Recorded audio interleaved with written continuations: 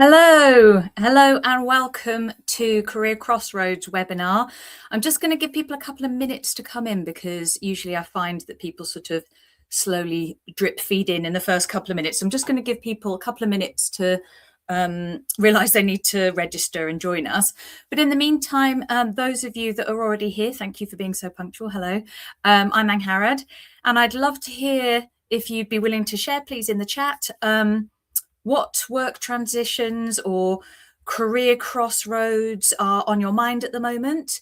Is there a certain element of career crossroads that you're particularly hoping to explore today, or a specific kind of career crossroads?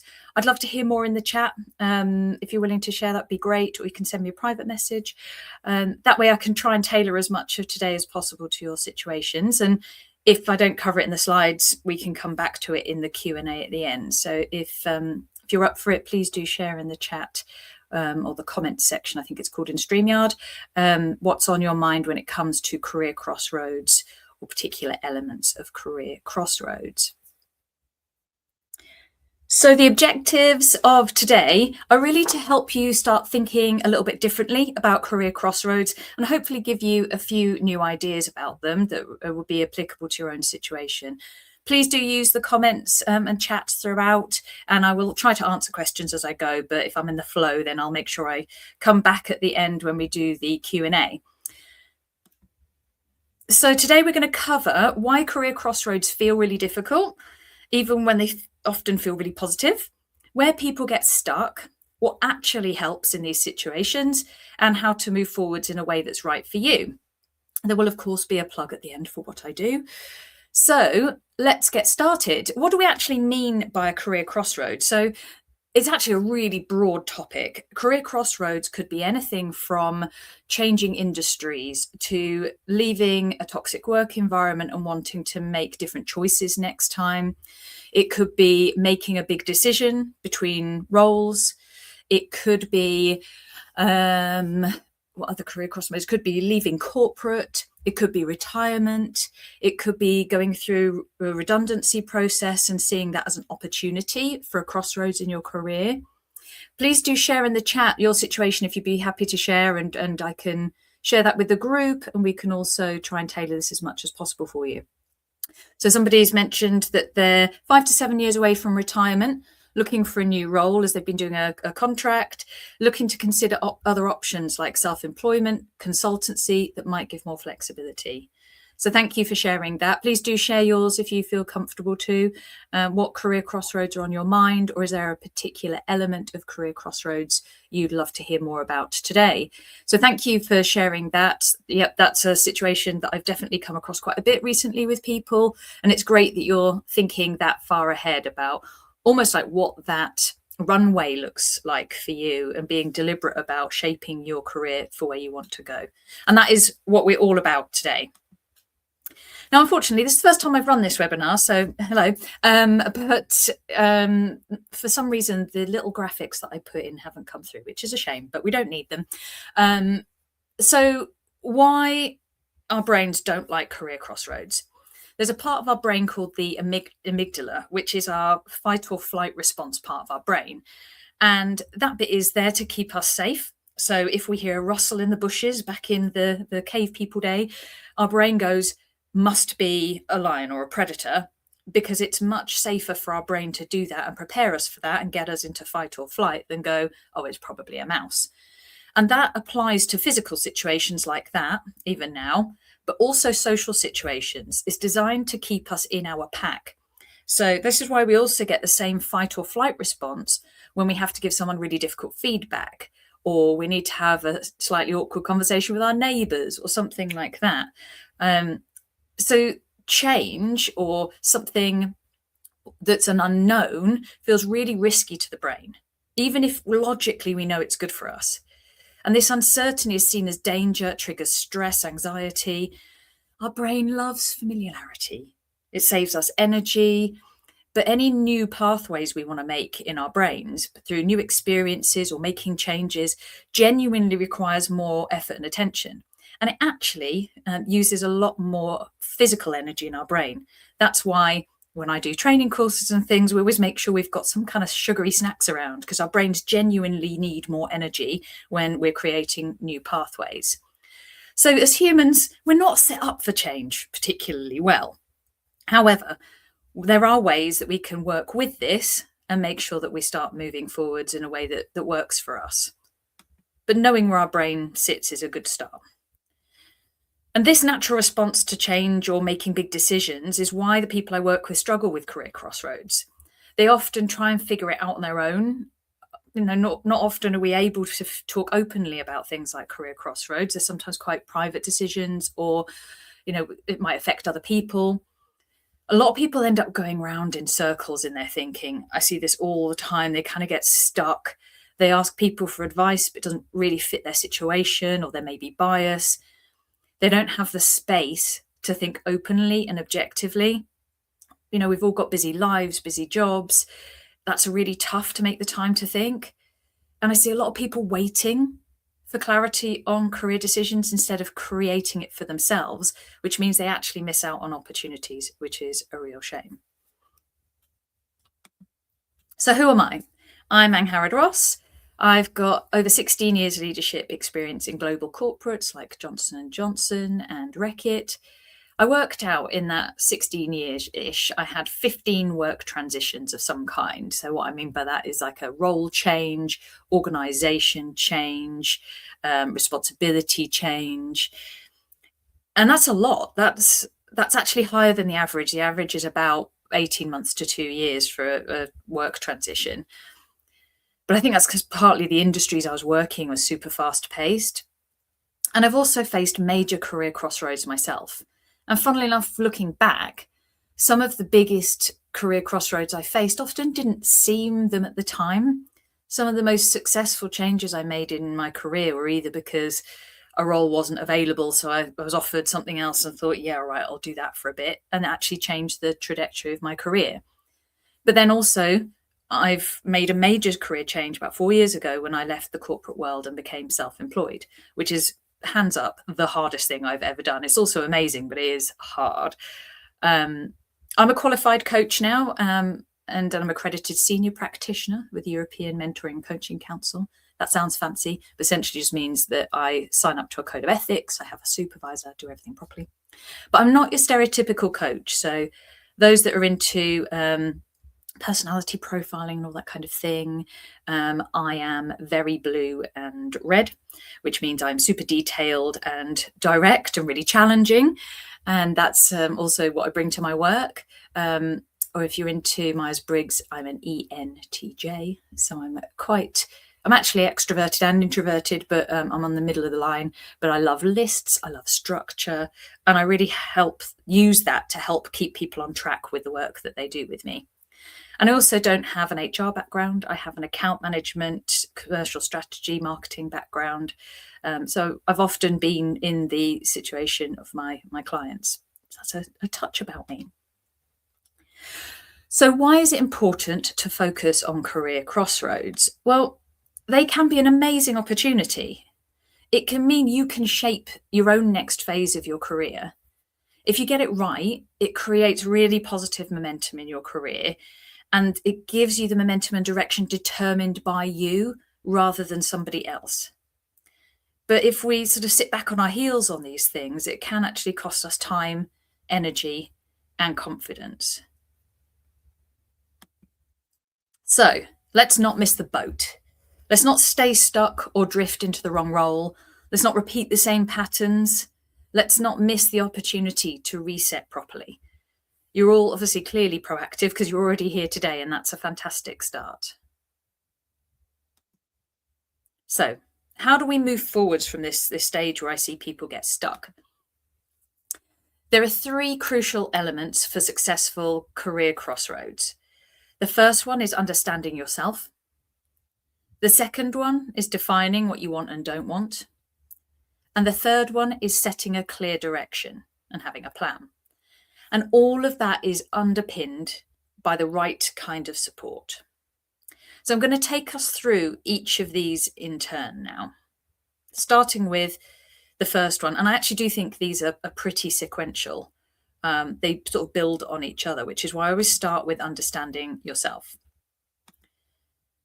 There are 3 core elements of understanding yourself: mindset, values, and strengths. So what do I mean by each of these? Let's start with mindset. Loads of people lack the confidence and self-belief to absolutely go for it with career crossroads. And I see it a lot when imposter feelings crop up. Can I do this? Am I worthy of this role? What if I fail? All those sorts of things, perfectly normal human reactions to change. But they're really challenging to deal with on our own. I see a lot of people playing it safe because our brains desperately want us to play it safe. So much easier and more comfortable. And then people get stuck with their mindset. We get stuck in this same loop of thinking or the same attitude. And we want to move from maybe a fixed mindset of I can't or I don't know to a growth mindset, which is I can and I know how to. The right kind of mindset really helps us think much more clearly about our situation. It helps us challenge assumptions and genuinely move forwards out of that loop of thinking. So what I work with my clients on, if we're tackling something like mindset, is understand your thinking and feelings. Where are you right now? What are those? Where have they come from? What triggers them? And often underneath those are limiting beliefs about ourselves or the situation that are holding us back. And we work on building a more helpful mindset. So in practice, that means we spot unhelpful patterns, question assumptions, and often people are making assumptions they don't even realize they're doing, and genuinely building confidence to move forwards. The next in this kind of understand yourself section is values. Now, I always thought, values, they're a bit cheesy, aren't they? It's something that, organizations put up on the wall and nobody lives them and all that. But actually, our personal values are the core of what's important to us. It helps us shape what feels right or wrong. But often people can't articulate their values. They go, yeah, I know my values. You say, great, what are they? And they can't tell you. So they're often really unclear, or they might be outdated. I've had quite a few clients recently who are maybe more advanced in their careers that say, gosh, yeah, I did some work on my values when I was in my 20s, but I'm not actually sure that they're the same anymore. Or I maybe didn't know myself well enough to really define my values properly. And the problem with not having clear defined values is that decisions feel uncertain because you don't necessarily know what you're looking for in a particular choice or a particular direction. And it can be easy to choose the wrong fit. When I left corporate, one of the first things I did was go back to my values. I left myself some space first. I went traveling for a while, which was great fun. Smashed all my savings, no regrets. I took some time out just to try and distance myself from the values that I'd sort of absorbed from the companies I'd been in. I definitely would say that I agreed with a lot of the values of the companies I worked in. It's partly why I enjoyed working there and I had great careers there, but I didn't know which ones were mine anymore and which ones were the company's. So I spent a lot of time on my own personal values. And now, ironically, I actually have them up on my wall in my study here to remind me of what I'm focusing on. And if I have to make a decision in my business or in my career, I look back at that and say, is this going to help me live my values? And if it doesn't, it's a really easy choice for me to go, it feels tempting, but that's actually not going to help me with freedom, which, for instance, is my number one value. So what you have to do with your values is identify and define them. Sounds easy, right? It's actually a really hard exercise. Make them practical. And that, I think, comes from the definition. If you're really clear on what freedom, for example, means to you, and it blows my mind how the same word can be interpreted so differently between different people, and that doesn't matter. But it makes it practical when you really know what that actually means to you. And then you can use them in decisions. It becomes a decision criteria. So that means turning decisions into criteria that are well-defined, starting to practice applying those to options and use them to decide. It's so helpful once you're really clear on those. The next bit, the final bit of understanding yourself, is strengths. There's a huge body of research out there that shows that people who understand and focus on their strengths have much higher resilience and confidence. But it's easy to lose sight of our strengths. We're busy, we kind of take them for granted because we know ourselves so well, we're so close to ourselves. And we end up maybe using them in the wrong place or not seeing them anymore. And that can knock our confidence. We forget what we're good at. Am I good at anything? Well, yes, you just might not be seeing it anymore. But using our strengths really well in decision making, in what we choose to do next, keeps that resilience and that confidence really high, improves our performance, and it just feels more natural. It feels more us, rather than I've seen people go into roles that have a high level of challenge or a high level of new, which they wanted, but the balance is wrong. There are not enough of their strengths in this next part of their career to make them feel resilient and happy, and it ends up sinking them. So you've got to identify your strengths. Again, easier said than done, I appreciate. Understand how they show up in your work and your life. And also, interestingly, how do they complement your values? There's usually some really interesting synergies there. And then use them deliberately. Make sure you play to your strengths. With my team, I always ensured that they had at least one strength to make stronger in their development plan, not just things to be better at. Be famous for something. And what is it that you want that to be? So that means articulating your strengths, matching them to the right kinds of roles or industries or phase in your career, and use them to move forwards. I wanted to share some kind of anonymised real client stories, and I'm just going to refer to my notes, so bear with me because I want to do them justice. So this is Jane's story of how she actually really focused on her strengths and her values. She'd actually had 2 roles back to back that were just not a good fit for her. She kept saying that she just felt this friction between culture and managers. She'd actually sold her own business a while ago, come back into corporate at a kind of board level, and she just wasn't feeling at home and didn't feel like she was able to bring her best self to them. And there was this just constant disagreement and misalignment. And during our coaching program, actually, she was sort of asked to leave because it wasn't a great fit. And she was like, you know what, that's actually a good thing because I wanted to leave anyway. But what allowed her to do was step back for a bit and go, who am I now? What are my values? What are my strengths? And importantly, what have I neglected in the last couple of roles against those that means I'm feeling this constant friction? And how do I make a different choice next time? How do I see red flags early and go, you know what, this isn't for me, and walk away, which is a really hard thing to do, having that strength. So she actually she had a few light bulb moments of, okay, that's why that role didn't fit. That's why I couldn't get on with that CEO. That's why I wasn't able to do my best work there. So now I know what I'm looking for in my next role. And she actually ended up getting another role really, really quickly that she was so excited about, much better fit for her. She was looking for specific things in the recruitment process that gave her the confidence that they were the right culture for her, the right people for her, and that the role had in it what she needed to shine, but still be challenged in the right way. And it's such a personal thing, isn't it? So it's got to be what's right for you as an individual.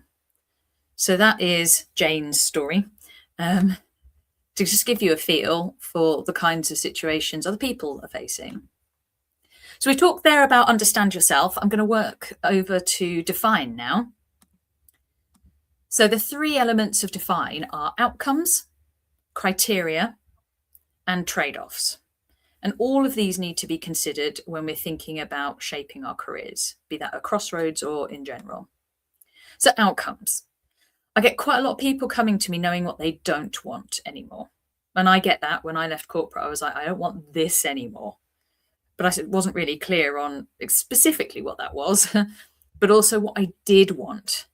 And ultimately, I came to a place where I did want to take forward my real strength of developing my team, of coaching people, of asking great questions. And that's ultimately what led me to where I am now.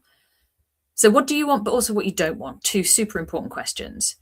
And having clarity on those outcomes gives us a clear direction and makes decisions easier. I always used to say to my team, you in your career, you kind of need a bit of a direction. You need to be pointing yourself somewhere. But you've also got to accept the flexibility that that might change and you might end up going off course, but that's your choice then. If you've got your direction, you're at least moving. If you end up choosing to go over there or a whole new opportunity over here, that's fine.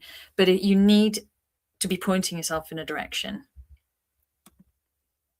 So you've got to define what you want next. Be clear on what success factors are and move beyond kind of vague ideas. So I had a client come to me saying, I want to work in a role that's more meaningful, but they couldn't articulate meaningful until we did some work together. So in practice, that means making it really specific, defining a good outcome, and then totally backing your direction. You kind of have to really commit, even if that means later, you can change your mind. You can always change your mind, right? But you've got to back yourself, back your direction. So that means moving not just from what you do, but how you do it. What are the nuts and bolts of what this career crossroads means for you and the choice you're making and the direction you're going in? Because without it, it's just a dream. It's just a vague idea. But you've got to make it look right on paper, but also in life. And it has to fit that reality of your world and who you are right now. So to build a criteria, you've got to connect those values. The values work has to have been done. Your strengths, those objectives, but also what matters day to day. It's all well and good saying, oh yeah, I want a new direction in e-commerce, but actually I've identified all of those roles are in London. I'm thinking off my feet here, this isn't true. They're all in London. I live in Bristol. That commute isn't going to work for me because I've got a young family or whatever. Like, you've got to kind of cross-reference this with the practicalities of life, right? So lifestyle, pace, people, culture, all that stuff has to be considered.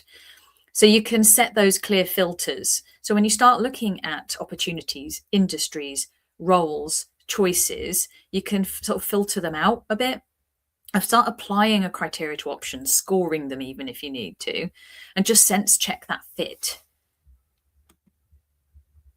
Now, in every choice, there is a trade-off. Now, none of us like this, really don't like this.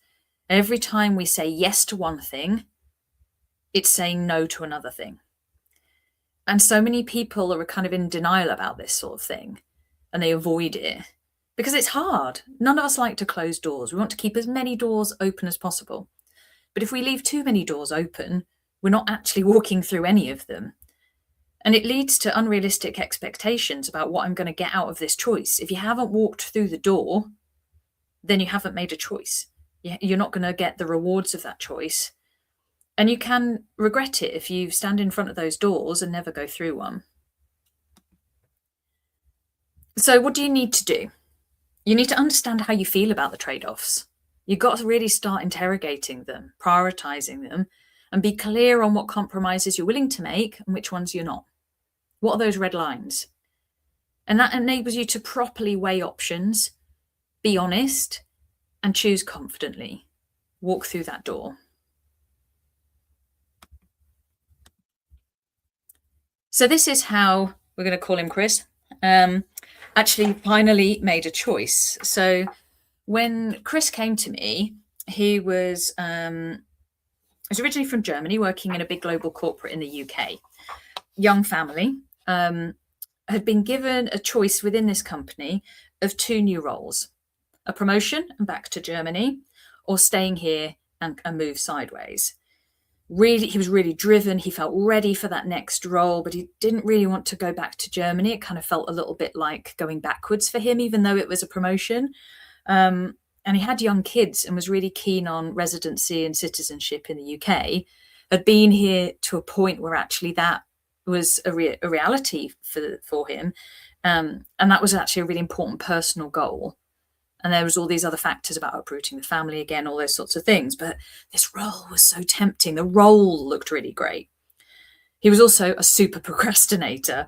He didn't like closing doors, didn't like making decisions, always wanted to keep things open. But what that had actually meant was he'd left his company hanging for quite a long time, saying he was thinking about it, to the point where they were chasing him and it didn't look good. And there was a real opportunity that neither of those things were going to come off, and he was going to end up being stuck and have missed out on the potential from both of those opportunities. So we actually started on that mindset stuff, examining the fear of saying no to something, examining all the feelings around going back home, examining the feelings about staying in the UK, what it meant for his kids long term, what it meant for him long term and his partner.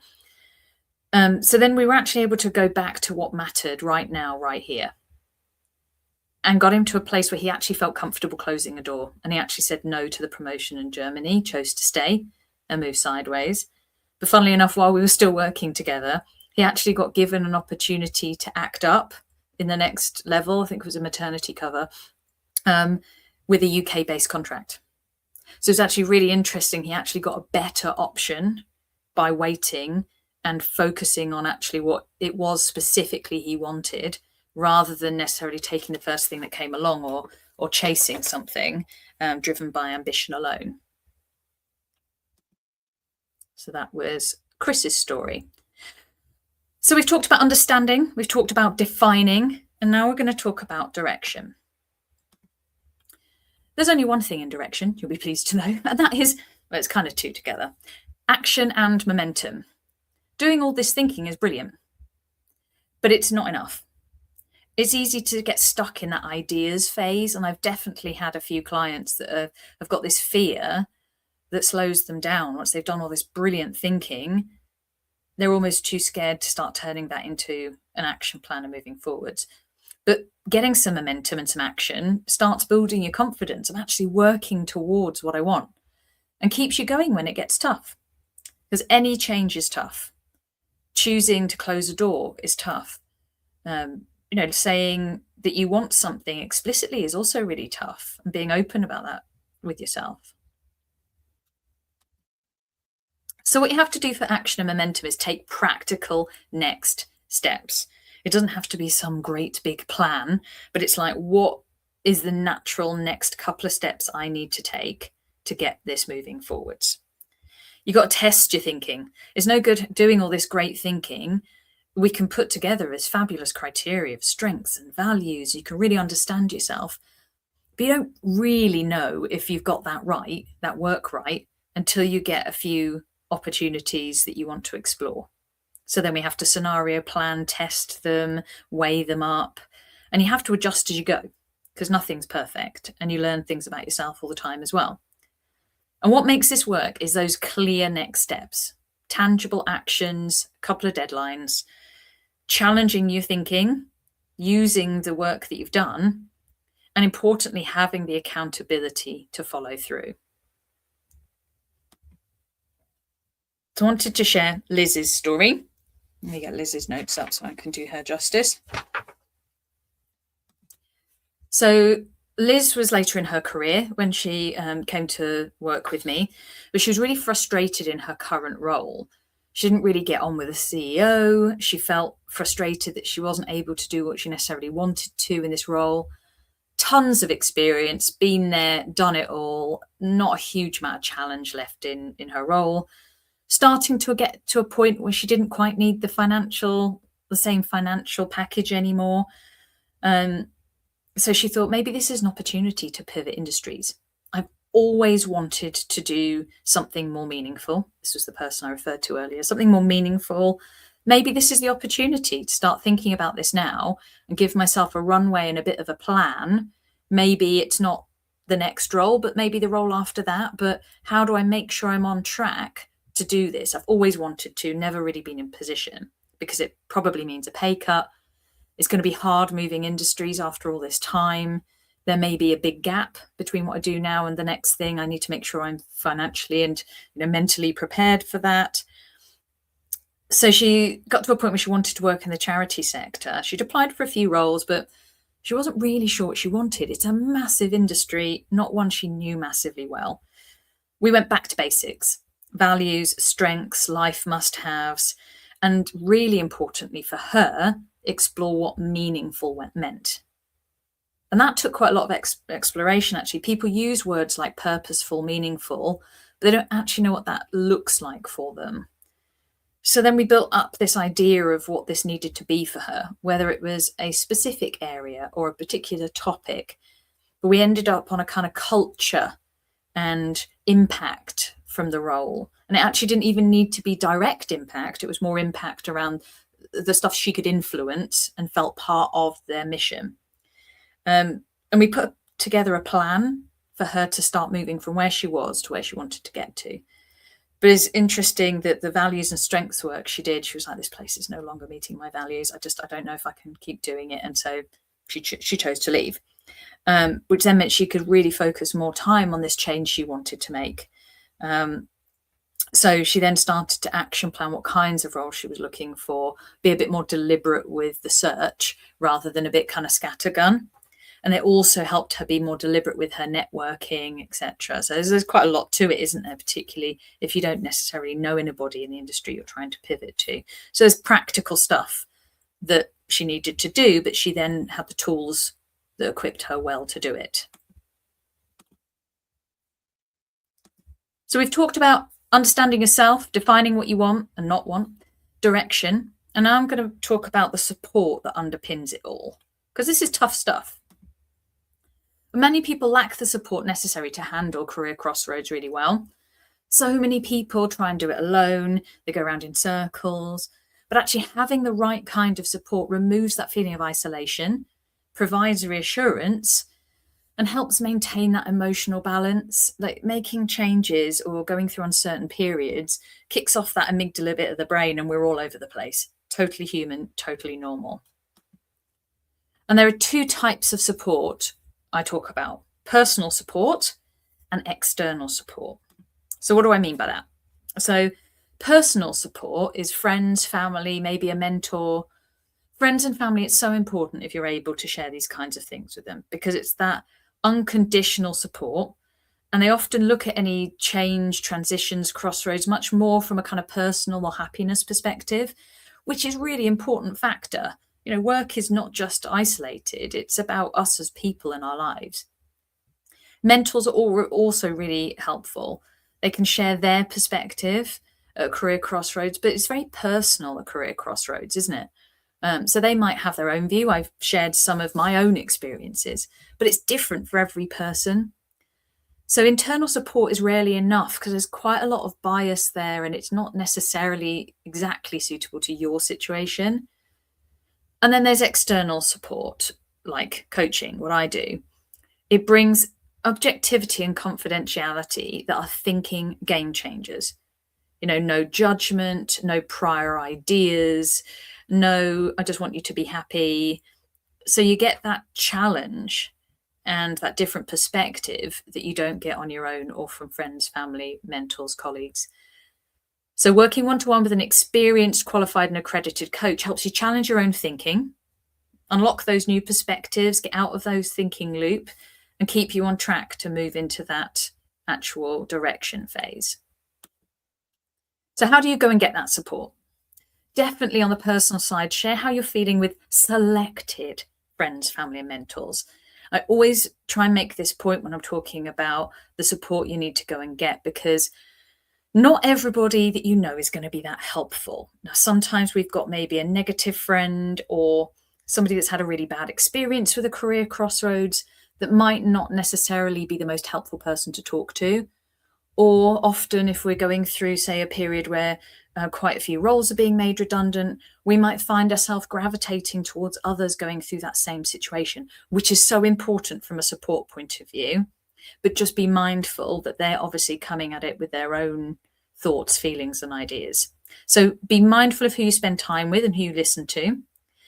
And this is a bit that people often miss. Have an objective for the interactions you want to have with these people. Or I really want to talk to my mentor because they went through a big career transition and change and a career crossroads. They made a really important choice at this point in their career. I specifically want to know this and this from them, rather than it just being a nice chat and you actually don't really get anything out of it. So be deliberate about it, but do be mindful of those biases or the fact they're coming at it just from their own perspective. So, from an external perspective, identify a coach who's experienced in change, transitions, career crossroads. Check they're qualified and accredited with a major body, because that then means they've got certain ethical standards, they're properly qualified. Unfortunately, a lot of people out there aren't. And then nearly all of us offer a complimentary discovery call, but prepare questions a bit like the tangible objectives. What do you want to know from this person? What do you want to understand about working together? And it's really important that you work with somebody you feel understands you. So if we zoom out then, my just 3 biggest tips for navigating career crossroads are: do the foundational thinking. Be able to articulate your values, your strengths, what you need, what you don't need, the learnings from previous experiences, what certain things mean to you. Be mindful of who you talk to. Get objectivity and confidentiality, and get the right kind of support for you. Now, navigating career crossroads is not easy. We've already mentioned several times the brain does not like it. It takes that energy, proactivity, and loads of support to get it right. And we don't all get it right first time either. Sometimes we need to have another go, experiment with something differently. It's not straightforward. Which is why one-to-one coaching with me is a solution that includes the 4 things that I see that are most missing when people come to me. There's the confidentiality and objectivity to think clearly, the right level of challenge, challenging assumptions, challenging views, widening perspectives, dedicated time to actually do the thinking, and digging deep. Sometimes we have to look at what we think or feel about ourselves or a certain situation and sort of understand that better before we can move on. So I start with people a little bit more intensively, usually weekly, and then move to every other week, confidential 1-hour online coaching sessions, super flexible, fit around people's lives.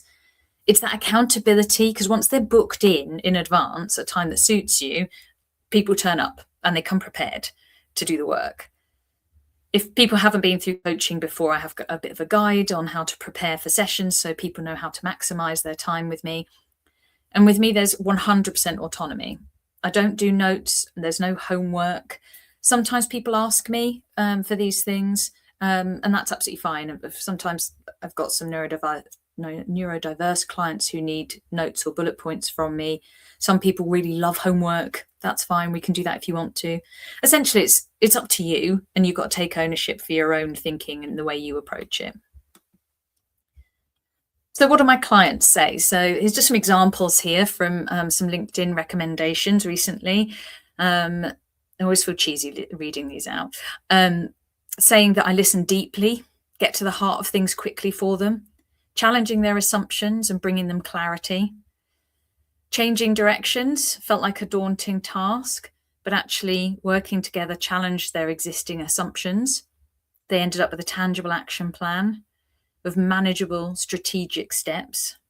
And that was from somebody that is not really into detail or planning, so that we just helped them get to those manageable steps they needed. I really care about people's professional goals and personal growth. And I've got an incredible ability to ask the right questions, boosting confidence, genuine passion, and unwavering encouragement. So those are just some of the things that I've been able to help other people with in this area. So how does it work? So I offer these sort of free online context calls via my website, and this QR code takes you straight to my calendar. And it's a 45-minute just chat, really, about what you're facing, what's on your mind, what resonated from today. I would really love any feedback from this today, what you found helpful, what you didn't, what you want more information on. But as I said in my support section, come with questions, come with what it might need to look like for you. And off the back of that, if we both think it could be something that could work, then you get a tailored quote. It's not like a lift and shift, you buy into this program, whatever. It's from listening to you, what do I think would be most helpful? How could I best support you? And then assuming that that's what you want to go ahead with, then we book our first online session and start the work. And usually based on availability, 2 weeks-ish, before we can start. But you can certainly book a free call with me here, absolutely no obligation, just to get to know each other and chat through career crossroads and what that means for you right now. And if you were to work with me off the back of this, and you mentioned this in your clarity call, if you book with me, then you get a 1-hour accountability session 6 months after your coaching program. And that's a really nice way to check in. How are things going? What's working well? What's not? And the accountability is, and how are you getting on with the things you said you were going to do, which is quite helpful for a lot of people. So current availability is tight. So within the next month, I've got 2 slots left to start working with me. So if you are interested, do book in that free call. Happy to have a chat. No obligation. And I'd just love to hear more about where you're at. So that was kind of everything out of my brain on career crossroads, and the experiences I've had with people. I'm now opening up to a Q&A. So please tell me what you found useful from that.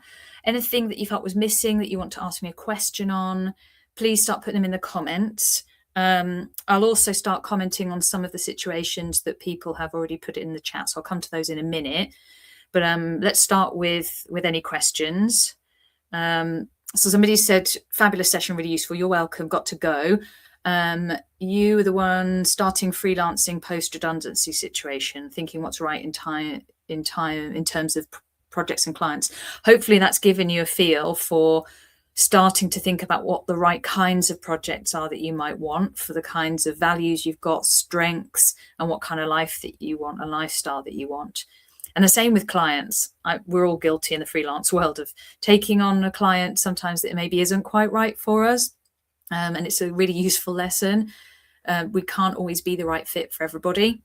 We've got to think about, our ways of working going to be in alignment? Are our values in alignment? Is this going to work? So hopefully that's given you a bit of a feel. Any other questions, please pop them in the chat. And I'd love to hear any thoughts or reflections as well. And move on to some of the other comments of work crossroads people have shared.